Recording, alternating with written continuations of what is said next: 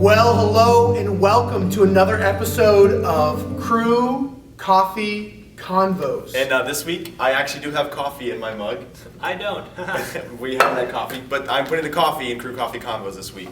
There we go. Yes. Well, that's great. Thanks, Drew. It's a Zambian coffee bean. It's We delicious. don't care, Drew. Okay. All right. Excellent Well, cherry let's get tasting. back to our passage of Mark chapter 5. If you've not done the discussion guide yet, make sure that you fill that out. You can click that in the description of our video here. But we're looking here at the man that is possessed by a spirit, as it's described in verse 2, and then we find out that this is a legion of demons. And this man was in incredible predicament. I mean, whatever led to this, we don't know. But Jesus has just calmed the storm. He comes to the other side, to a different region of that area. And what happens? Who is this man?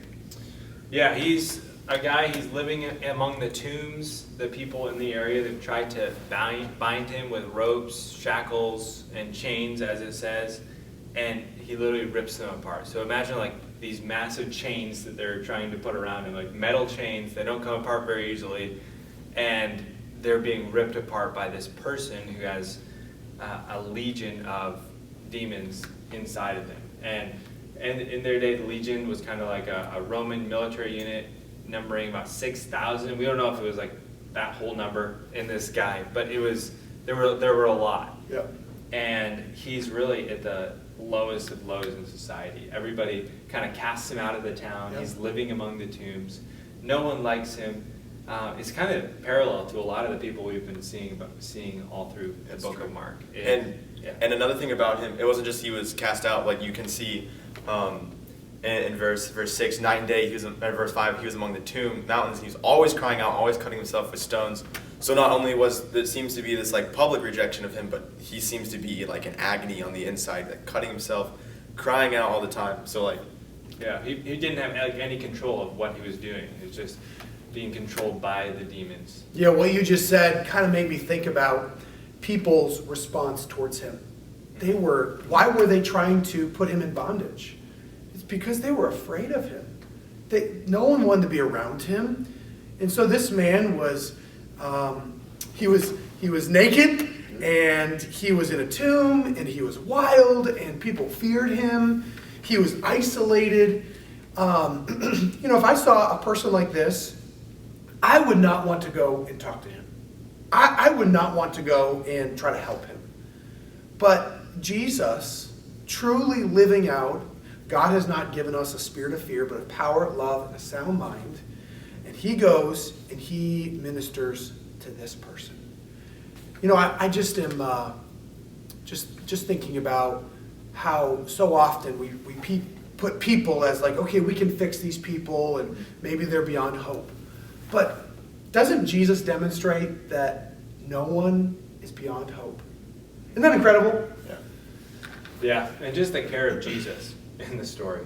He sees him and he has compassion and he acts on that compassion and in casting the demons out. Yeah, I would not have had compassion for this guy. Yeah. Okay, I'm concerned about myself and my own safety. I don't want to see this naked dude, and I'm going my own way. Peace out. If you think about it, like he just had this like turmoil across the sea. There's like this storm. He calms the storm, and he's probably still really tired because I don't know if he went back to sleep on the way. But then if you look in verse 2, it's like it looks like that this man comes up to him like as soon as Jesus gets out of the boat. So he just calms the storm. He's dealing with the disciples. He gets to the other side. As soon as he steps out, there's this man with a legion of demons, and like that in my world, that situation would have bred a lot of grumpiness. I would have had the grumps, and I would not have been in the mood to help someone. But Jesus, like again, it just cares. Like no matter what situation he's in. So we see the care of Christ. We also see that Christ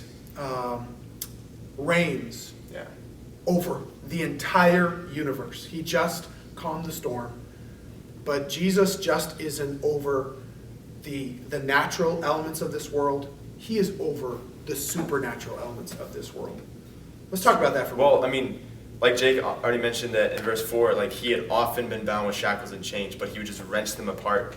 In verse 3, like no one could bind him anymore, not even with a chain. It's like just emphasizing this dude was reckless. And then again, like the legion, 6,000. That was the idea of their mind. Like again, we don't know if he had 6,000 demons, but like they come to him and they're begging. They're like, "What are you doing here? Like what? We don't relate together. What are you doing here? Please don't torment us." And they're begging him, "Don't send us out of the country. Like we'll go into the pigs. We'll go into the pigs. Don't send us out of the country." It's like the whole like supernatural world bowing to Jesus, who is in human form. Like he looks like a human, but he's God, and God steps on the shore, and the supernatural elements in the region just are on their face, like, "Please don't torment us," like begging him. Yeah, I'm thinking like the demons could have tried to run away and hide, but they realized like we can run, but we can't hide. That's exactly right. They came up to him because they're like, there's no hope for us trying to get away. You know. They understood who the King of the universe is. Yeah. And we see they were living in the reality of that present moment. Jesus is King. And they will live again in the reality of that moment. As we learn in Revelation 20, they're going to live in the reality of the moment that Jesus is King. And we can live in the reality of that moment as well. Jesus is King. And so maybe it's a personal thing that you're working through. Maybe it's a sin struggle. Maybe it's a relationship. Maybe it's just a trial that you're in. We know that Jesus is King. And going off that, I mean, Jesus is King, and the demons recognize it, and we can recognize it, and that can give us like peace and security during trials. But also when Jesus says things like at the end of John, he says, "I'm leaving you with one new commandment: love people just as I have loved you." And if King of the universe, Jesus, is speaking that has to take high priority in our life. I mean, look what his word does. It causes demons to bow down, and then Jesus has spoken us a word with similar authority, similar power, and he says, "Go love people." And I don't know, that's just something I'm thinking through. Like that's got to take very high priority in our life because Jesus said that. King Jesus said And that. one of the best ways that we can show love for our neighbors is by sharing the greatest news ever. Before you get there, let's transition there, Yeah, sure. because then I want you to fill in those gaps. So what happens? Verses 14 to 20, something phenomenal happens. This man, he experiences just this liberation from the demons. And then what does Jesus tell him? Go tell people. What does that mean for us, Jake? What's our, what can we glean from this moment? Yeah, I mean, he's been given much and forgiven much, and he's so grateful he can't do anything but tell people. Yeah. And he just goes around all those regions. Those regions, they're probably highly Gentile people or backslidden Jewish people. I mean, they're literally feeding a herd of pigs in that region, unclean animals to a Jewish person. So they're probably not living in accordance to the Jewish law, a lot of them. And he's just sharing the gospel with everybody. The good news that he's received, how he's been changed, he cannot but speak of what he has heard and what he's seen. When we've been changed by the gospel, we recognize that change. We can't help but speak about the glories of the King who saved us. And it's really interesting that it just seems like there's just one moment when Jesus freed him from all these demons, and that propelled him into a life, and he went away and just starts proclaiming all that Jesus has done for him, just from that one moment. And it's different, like, we have the Holy Spirit living inside of us, and God is constantly just pouring out these blessings on us. And so we have so much reason to go and tell. And it's like, and if you look in verse 20, all that he's saying is what Jesus has done for him. That's what witnessing is.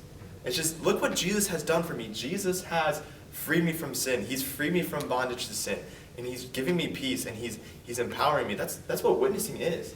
And so when we realize how great salvation is, like how great this moment when God delivered us is, that's what pushes us out to go talk to our friends, because you guys work with unsaved people. I know a lot of you work in public places, and like this is the motive. Like, God has saved me, and I got to tell it.